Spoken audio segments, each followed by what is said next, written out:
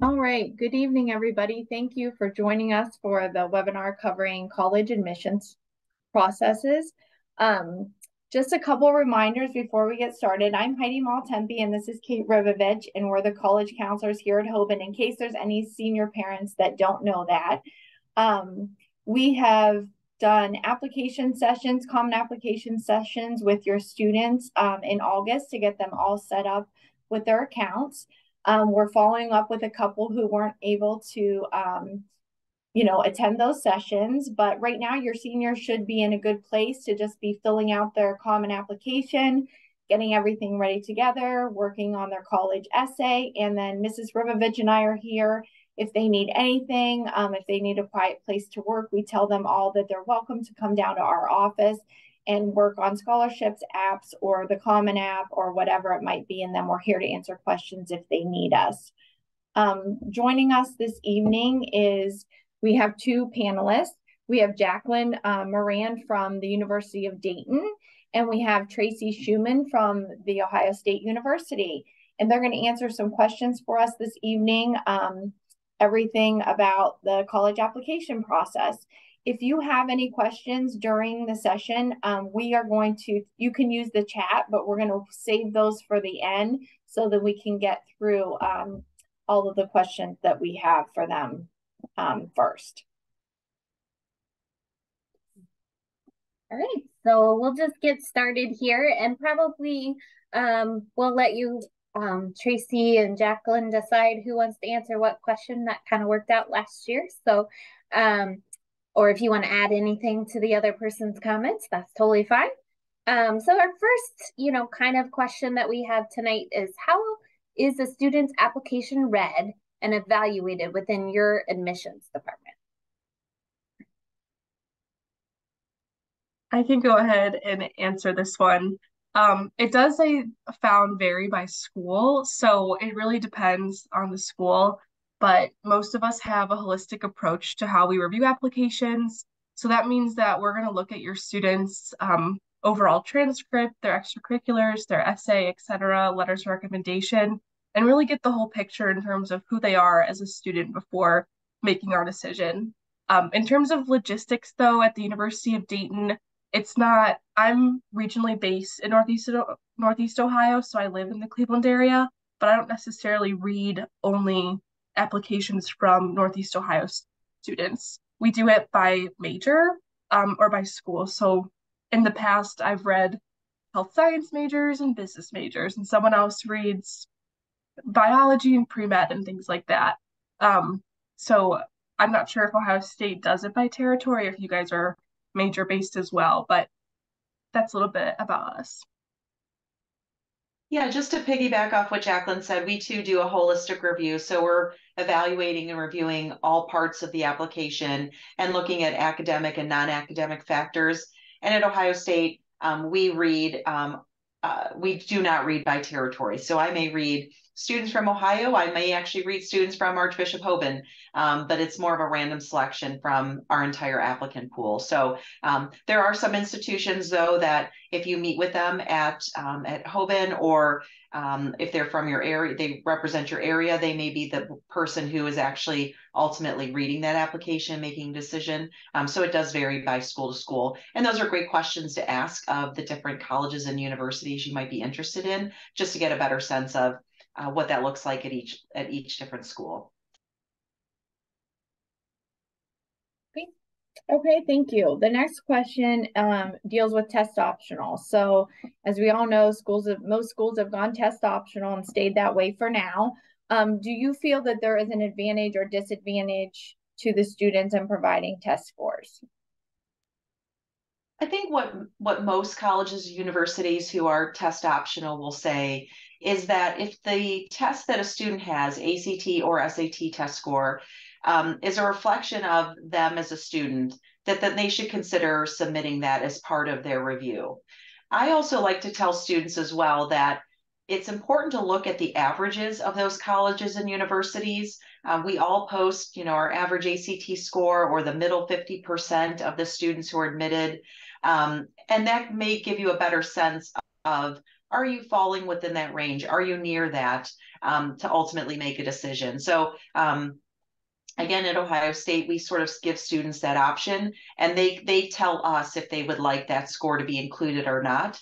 And if they're not, we have a policy that students are still fully eligible for admission, scholarship, special programs like our honors program. They are not at a disadvantage. So it truly is up to the student to decide if that score reflects their ability, again, falls sort of within those averages, and if it makes sense for them to ultimately submit that score. Anything to add, Jacqueline? Are we good? No, that's good. I can mention one thing though of you can send your scores to one school and not others. So just keep that in mind. And like Tracy said, looking at the averages of schools is going to help kind of give you a good eyeball or like a good point of whether or not your student should submit their scores or not. But definitely reach out to their counselors if you're not sure or if they're on the fence, because the counselors and college counselors are going to be a wealth of knowledge in terms of when to and when not to send scores. Thank you. Yeah, I was going to say that's also, we're happy to guide you through that process. So if your student is kind of struggling, we've told all the kids this too, but you as a parent, if your students are struggling with deciding whether or not it's a good idea to send, have them, stop down and chat with us and we'll help them with that process. For sure. So the next question has to do with majors. In what majors are co-ops or internships a standard part of your university's programs? I can start off. So at the University of Dayton, we are a Catholic Marianist university. So being Marianist, we work to educate the whole person, and that includes experiential learning opportunities.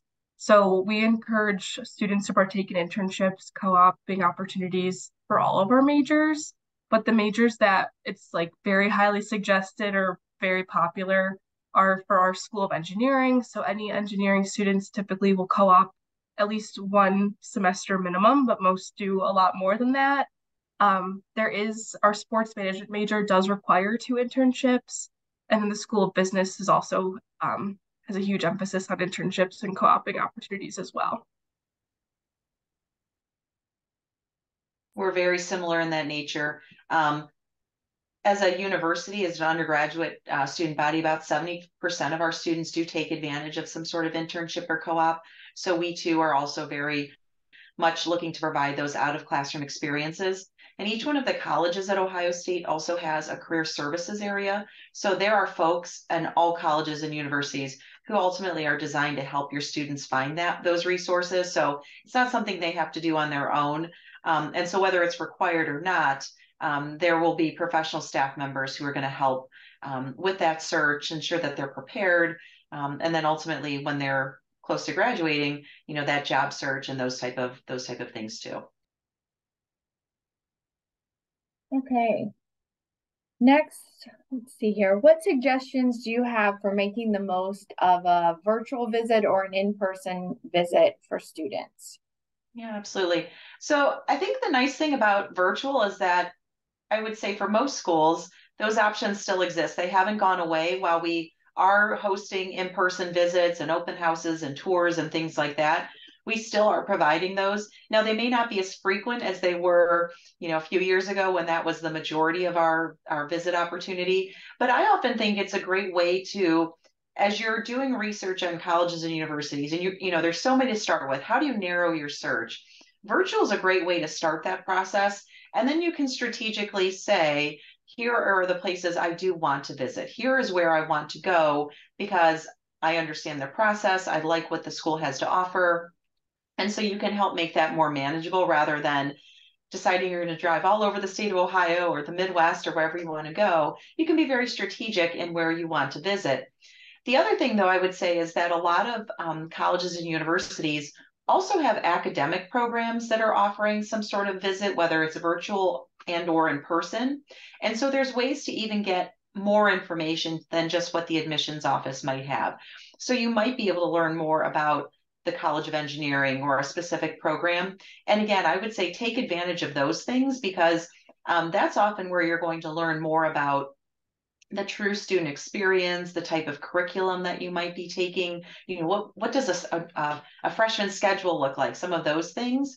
And so I definitely encourage students to visit campus ultimately, right? That's going to be so important for you to make that decision. But while virtual is an option, please take advantage of it, because there's a wealth of information to be shared, and again, helps you strategically then decide where you want to visit, and make the most of your time at that point. Another resource I'll mention is called Campus Reels. I'm not sure if Ohio State's on there, but a lot of schools are. I know the University of Dayton is. But on our Campus Reels, it's kind of that insider look from a student perspective. So we have students posting videos on there, and it's another good way, or another resource really, to kind of get that virtual experience before deciding which campuses you want to visit. But there's a lot of unique videos on there that I found. And so it's a good resource to mention, because I had never heard of it before until the last couple of years that we started using it. Awesome. So this is more back to kind of the admissions process and what it looks like at your school. What kind of question is, what would be the typical difference for a student who just gets into your school versus a student that's very close to being accepted but is not?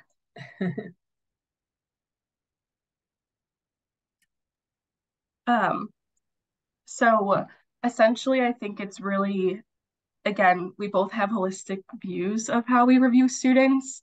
And so if we're looking at a student with a similar test score and GPA, and we want to know more about them. So really taking advantage of encouraging your student in their essay to speak more about themselves than just what their resume says will help us determine if they would be like a great member of our campus. Additionally, we'll look into students, like there's a difference between students who have a 4.0 with AP classes versus a 4.0 with non-honors or AP courses. So looking at the rigor of coursework offered at a high school versus what students took advantage of can kind of set those students apart. But again, this is your chance to really talk about yourself and kind of show off everything you've done the last 4 years. And so when it comes down to it, it's good to know more about the student than just like what's on paper. So if there was a meaningful service opportunity that you participated in, or a leadership opportunity, that will tell us more about you than just what your grades did. But I'll let Tracy kind of fill in more too. Yeah, no, I think you hit on the head, Jacqueline. I think the big thing I stress often is the rigor of the courses. So if a student has honors or AP courses available to them, or whatever rigorous curriculum that might be, really trying to take advantage of that as much as possible. And I think that's often where you see the difference between where a student may have been admitted versus not, because of that. The other thing I'll just share, and I think most schools do this as well, is you can find on the Ohio State website very openly. We're very transparent about what we value on a transcript. So, for example, at Ohio State, things like math, science, and foreign language are really important to us when we review a high school applicant and their transcript. Now, that might not be everybody's strengths, totally understand that. But we know at Ohio State, students are more likely to be successful if they've gone sort of above and beyond in those areas. And so for us, that's very important. And so I say that because, again, you may not be interested in Ohio State, or those may not be your strengths, but you should be able to find very similar information to that at other schools you're interested in, to see, again, is that a good match and fit based on your academics and your preparation. Okay, if a student's acceptance is waitlisted or deferred, what happens on your end until a final decision is made? What should the student do if your school is very high on their list? So at Ohio State, deferral and waitlist are two sort of separate things. A student who's deferred at Ohio State ultimately will have their application re-reviewed in the middle of March. So we will accept all of our applications and all of our applicants, and through February 1st, that is our final deadline. Once all of those are reviewed, any student who has been deferred will then be re-reviewed in mid-March to ultimately receive a final decision. And that decision could ultimately be they're admitted to Ohio State, perhaps they're not admitted to Ohio State, or they may be offered the wait list. And at that point, in Ohio State's perspective, a student who's offered admitted to the wait list is often admissible, and we would recommend that they be admitted to the university, but maybe perhaps because of capacity, at that point we cannot offer admission. So what we ask students to do if they would like to be considered for the wait list, if that's something they're very interested in and they want to be, if a spot is available and offered, that they join our wait list. So there is a process that students say, yes, please allow me to be part of that. And then if we ultimately need to admit more students, we will admit them from the wait list. So it is sort of a two separate processes on our end. And the majority of it, there's nothing more for the student to do.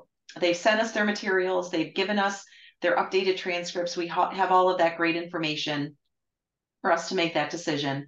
And the only thing ultimately would be if a student is offered the wait list and are still very interested, to accept that position, so that if we ultimately want to admit additional students, they would be in consideration for that.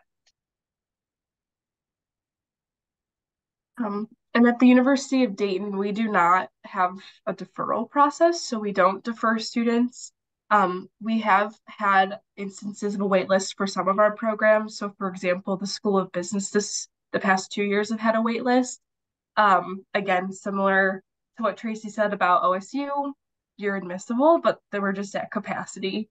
And so it's just us waiting to see who decides to come, and if there's a spot available, then we'll let you know. The way to avoid the wait list for the School of Business is to get your application in at that early action deadline of November 1st. It really is the students who waited until after November 1st who kind of got caught up in that wait list. So if you know, and this goes for any school, if they're on your list and you for sure are very interested, apply by their early action deadline. And if you're admissible, hopefully you can avoid a waitlist situation.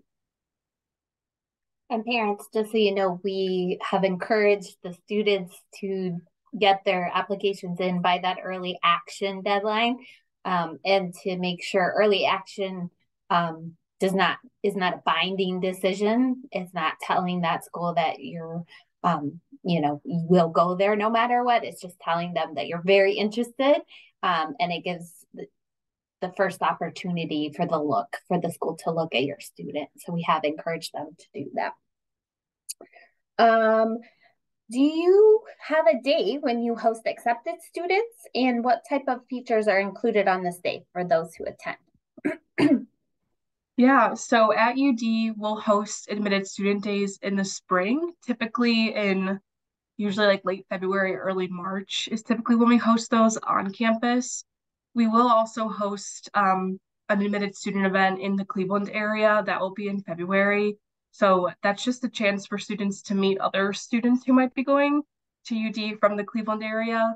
The on-campus event will give students a more in-depth opportunity to chat with their potential professors. It's more program-based, so now you know what major you're admitted to. You know for sure which, if you go to UD, this is the major you're in. So it allows you to meet with those professors, meet with other students, current students even, and kind of get a real world, what would life be like here? But yeah, we host usually 2 to 3 admitted student days on campus, and then 1 event in the Cleveland area. And similarly, we do the same thing. We offer typically 4 or 5 of those large events on campus. And the goal is for you to, again, get connected with your academic program, to learn more about that, ask, again, maybe some more specific questions.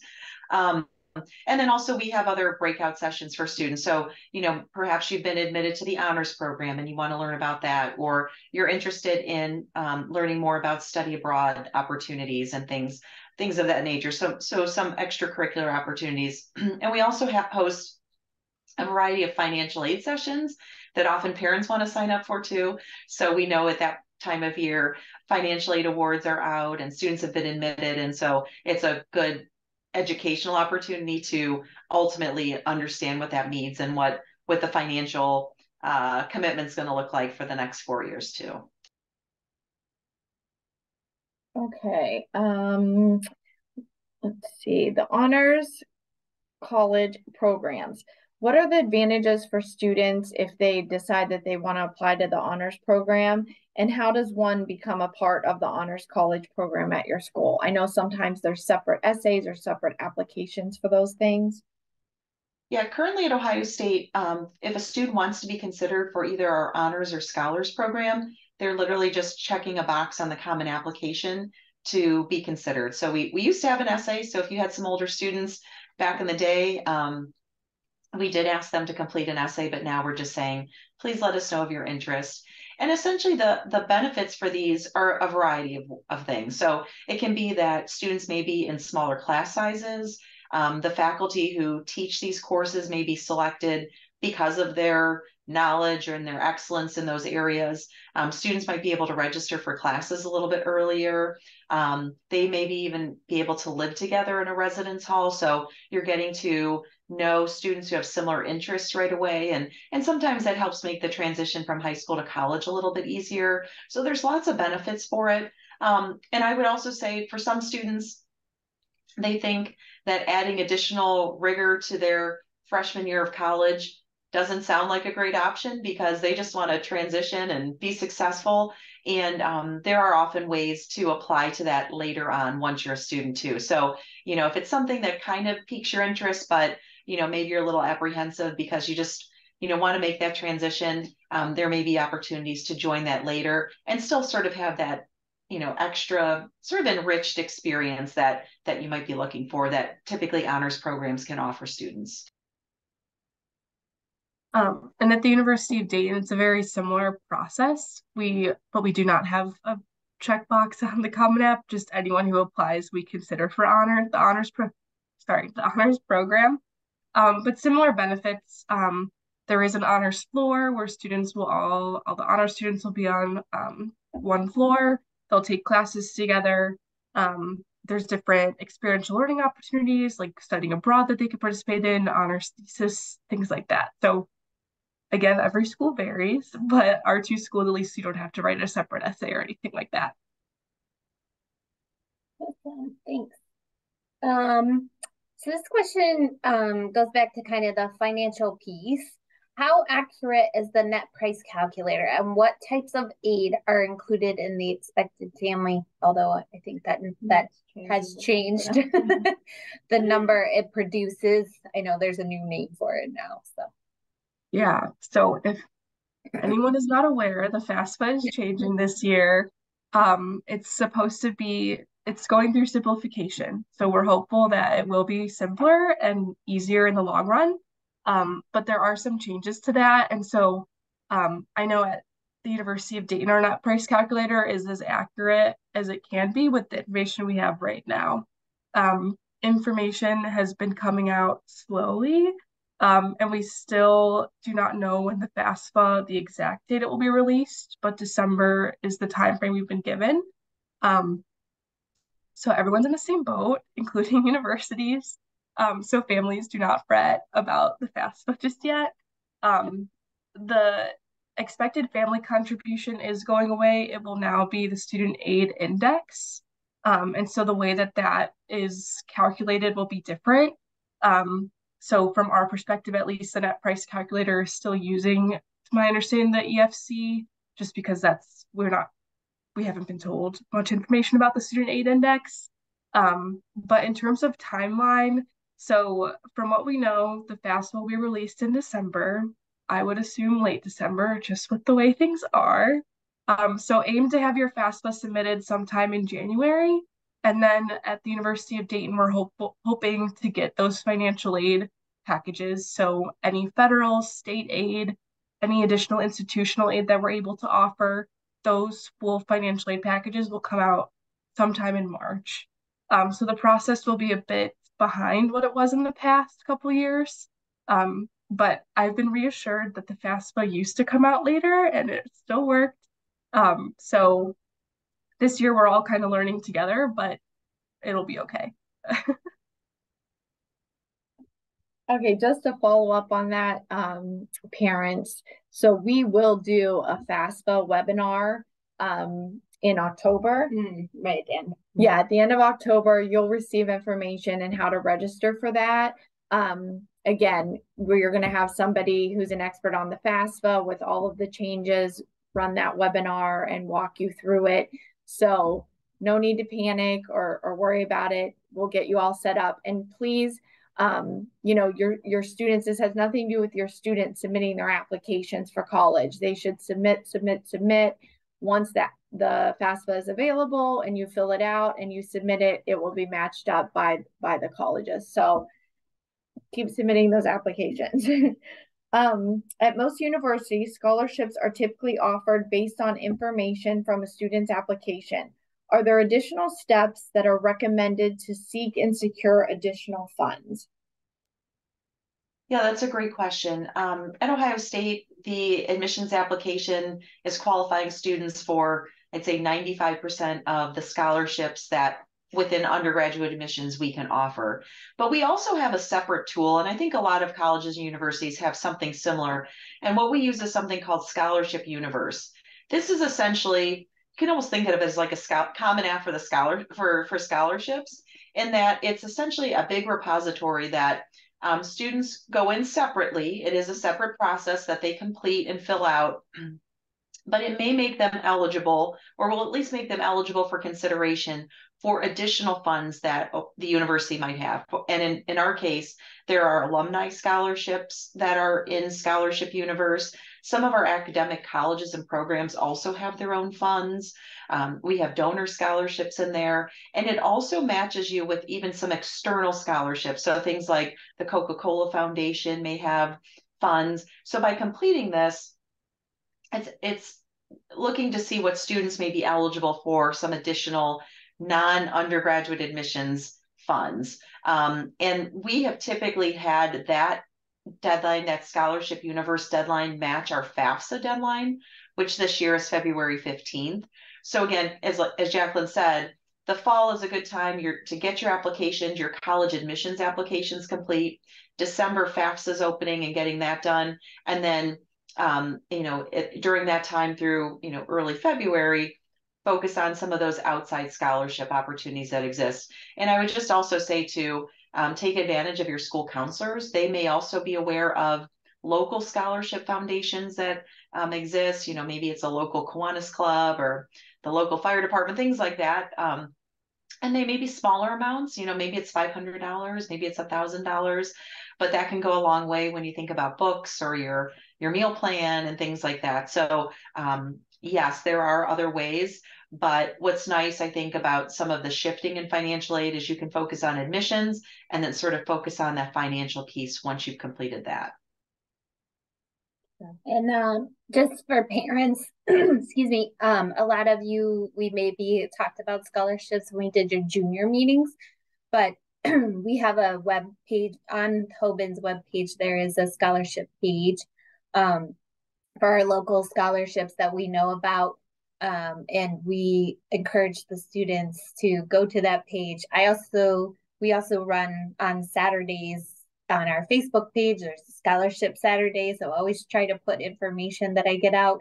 And we've told your students they probably can't stand how many times we've told them, but to check their emails, because if we know there's a specific scholarship that they could qualify for, we do send those out by email to them so that they specifically get an email from us saying, hey, this scholarship might be for you. So lots of places for different kinds of money, but those local scholarships, like Tracy said, add up. So it's good to try those.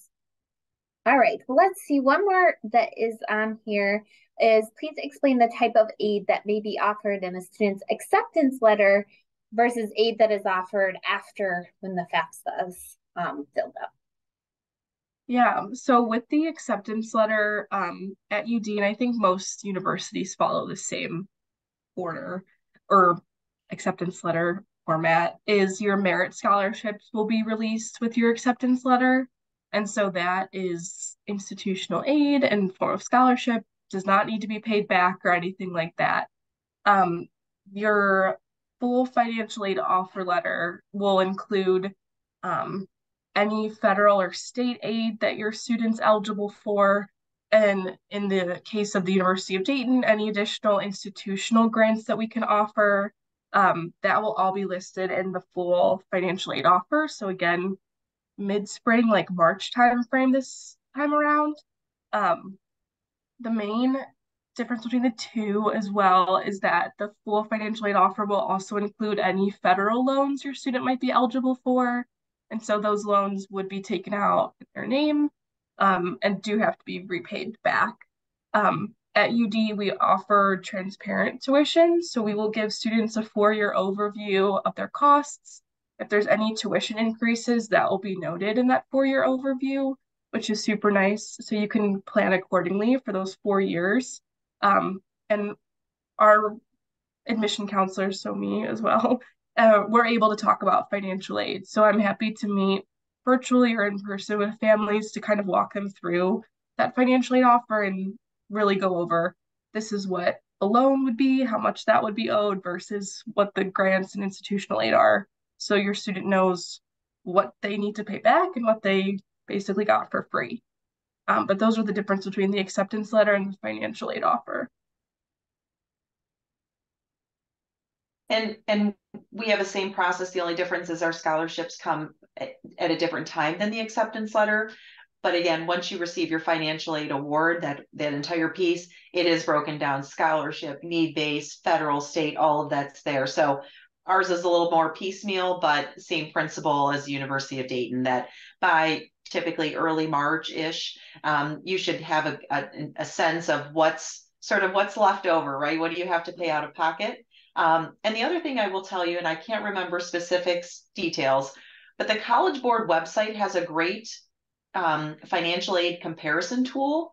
So you can actually plug in sort of the different award letters that you get from schools, and it helps you better understand what is the out-of-pocket cost. All of ours look different, so it can get confusing, or to Jacqueline's point, please take advantage of our staff to help you understand it. But that's a good tool as well to sort of break those things down and see, try to make it consistent so you have a better understanding of what you're actually being offered at those schools. Okay, thank you so much. It looks like we have a few questions here. Okay. Okay, what happens to a student that had a rough start their freshman year because of COVID, but maintained over a 3.0 the rest of their high school years?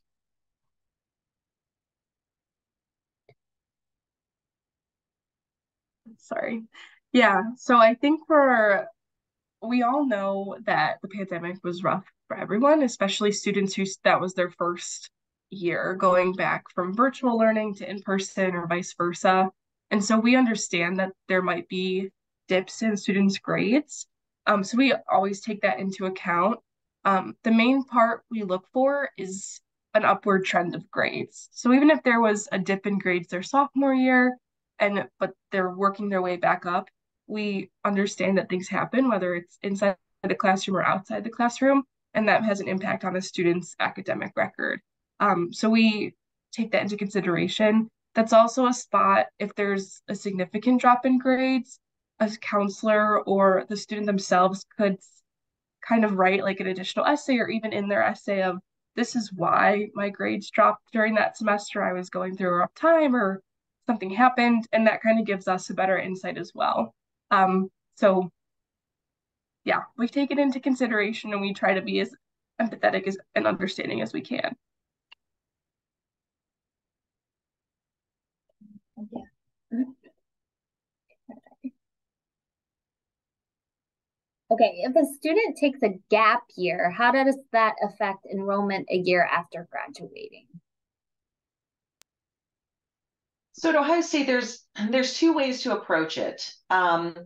We've actually come up with a gap year policy or a procedure so that a student can ultimately apply in their senior year and go through the traditional process and be admitted and offered scholarships and honors programs and all of those things. But they have through the summer to ultimately say that they may want to take a gap year between the start of their freshman year, what would be their traditional start of their freshman year, and take a year. And so we have students do that not a lot of students, but quite regularly, a student may have some travel opportunities. There may be some service learning that they're going to do, something like that. And so we ask that students apply for a gap year. And if approved, which often it is, everything that they've been offered for admission is held for that entire year. So again, if a student, let's say, was admitted for this fall semester, that just started a few weeks ago, but said, I have this opportunity to travel abroad, or maybe I have military commitment, that's also something as well. I would like to take a gap year with the intent of starting a year from now. And so if we approve that, all they need to do is basically show up next year. Everything else is in place.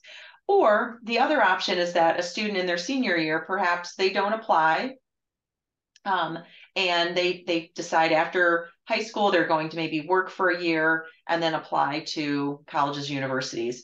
They would apply just like any other new first year student. They would still need to meet those deadlines. They would still have to complete the requirements. It would just be more of a timing thing. But I typically have told students, just because of our process and policy, and again, this might be different at different schools, but to go through the traditional experience in their senior year where they have the support of their counselors, where they're able to go in and ensure that their transcripts got sent the right way, or they have access to testing, tutoring available, things like that. And then ultimately, if they do want to take a gap year after their senior year, to then apply for it at that point. So that's how we do it. But again, whichever way a student determines how they want to approach that, they're going to be reviewed the same way as well.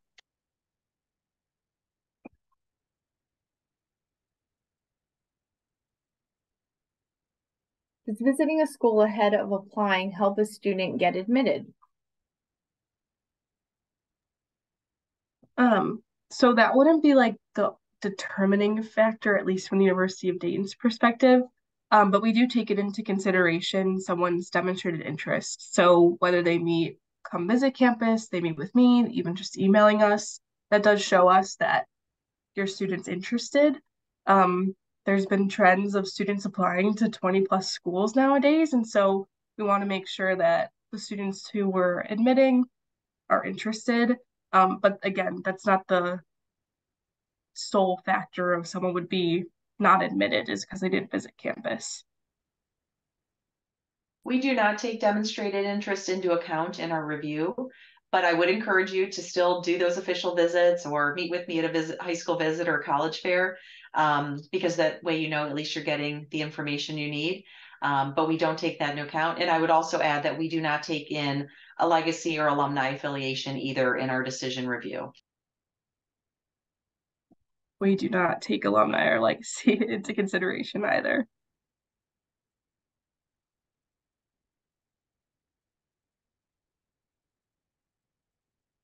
Okay, so if a student applies to your universities by November and a student's GPA goes up during their senior year semester 1, is there a way to submit those grades to you after the initial application for consideration for honors college or school-based aid?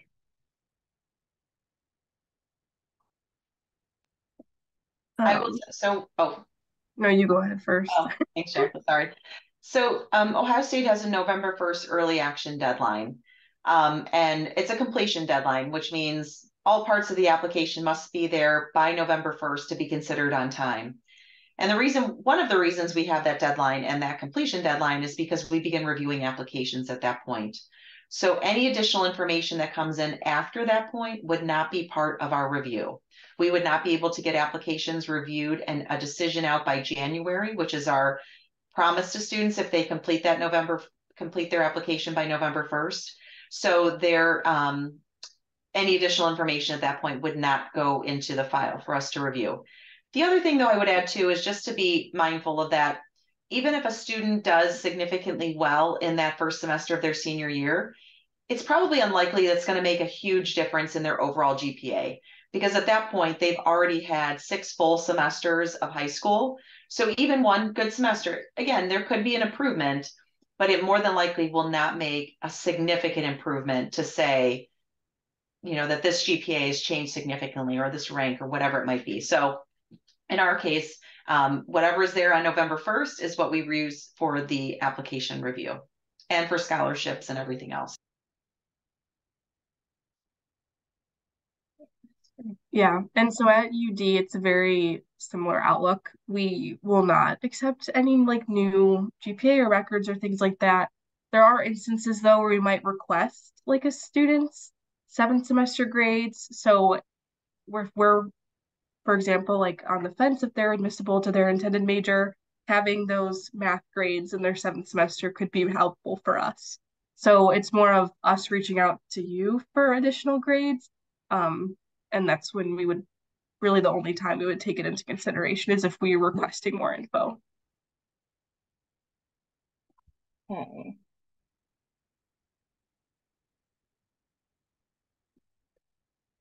What about schools that don't require the SAT, ACT?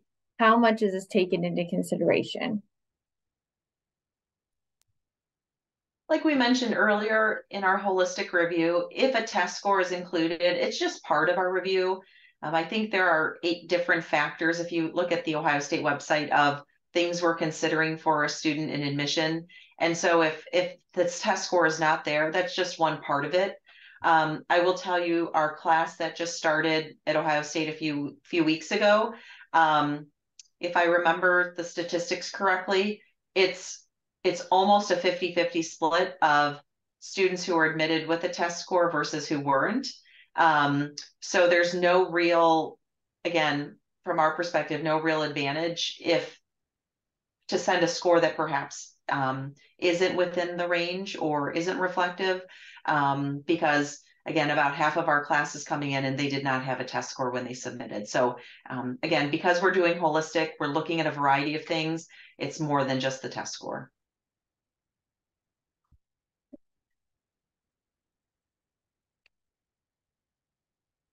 This is a question that says, does a student have a better chance of being accepted if they apply undecided?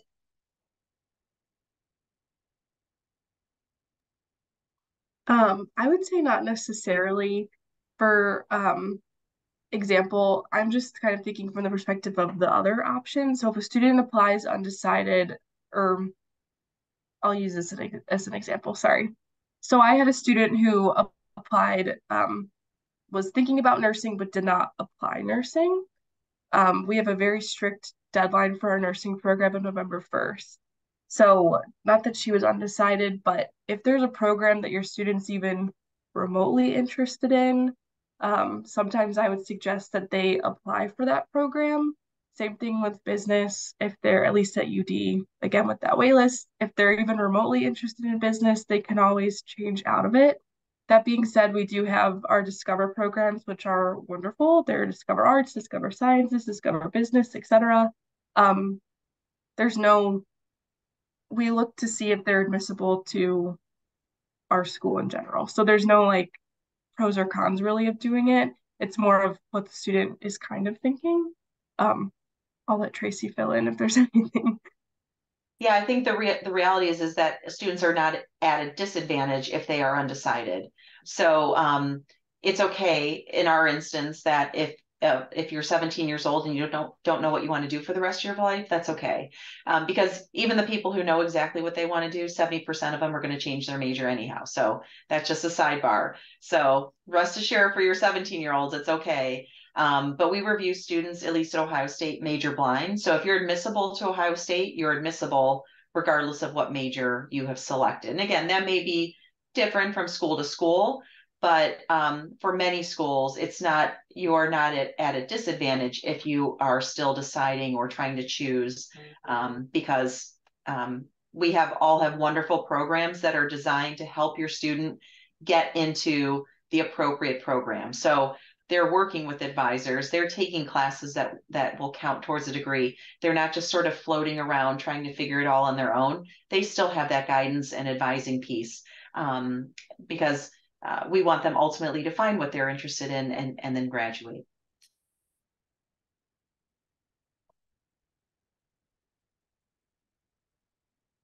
At Ohio State, if you are admitted to a regional campus, how can a student still end up in Columbus? That's a great question. So our regional campus of Ohio State are all open enrollment. So if you are an Ohio high school graduate and a resident of the state of Ohio, you are guaranteed admission to a regional campus. For students who ultimately want to complete their degree in Columbus and experience the Columbus campus, students must complete one year at a regional campus, which is 30 credit hours, 30 semester hours total, and have a minimum of a 2.0 GPA. If they meet those two requirements, they are automatically eligible to transition to the Columbus campus.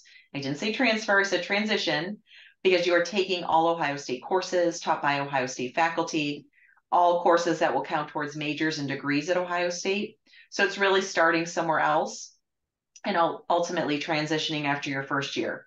Now, the one other thing I would say, though, is that while that 2.0 GPA is the minimum, many of our programs will have much higher GPA requirements. So that shouldn't be your goal. It's just the baseline. But again, academic advisors who you'll be working with on the regional campuses will help you understand if majors are competitive, if they're requiring a certain GPA and what courses they need to then ultimately apply to those. See if we have any more questions.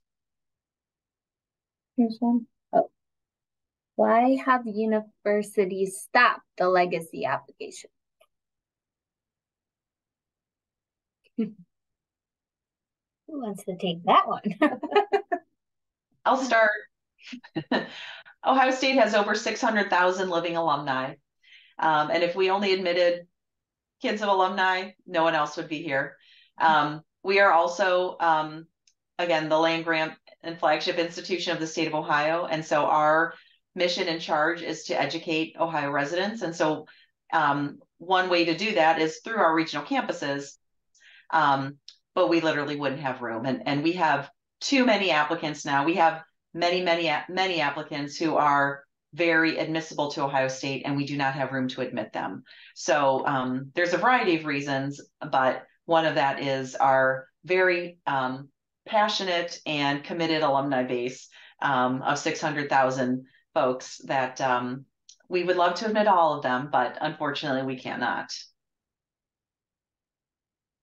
Okay. I think that was all the questions. I just wanted to check. Oh, we've got one more. What is the process for a student considering a double major? I think this probably varies by university, but at UD, for example, we don't, at least for first year students, we don't initially admit them for two majors. So students are admitted for one major, and then once they get on campus is when they can talk to their advisors about adding a double major or minors and things like that. So it's really, if they have the intention of double majoring, that's incredible. We love it. But they do have to apply to one major, and then once they're on campus is when they can work to adding that second major on.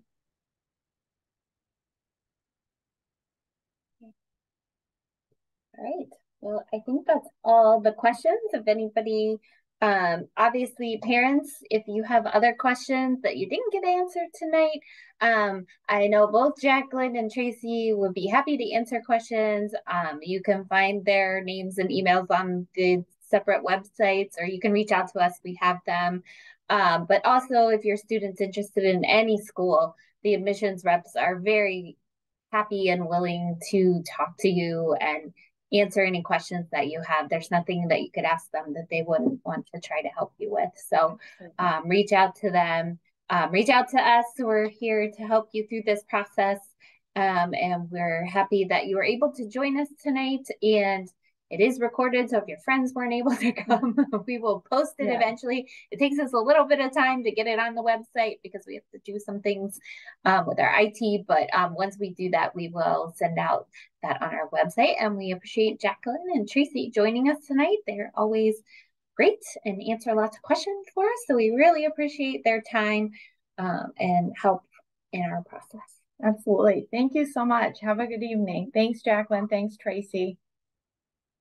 Good night.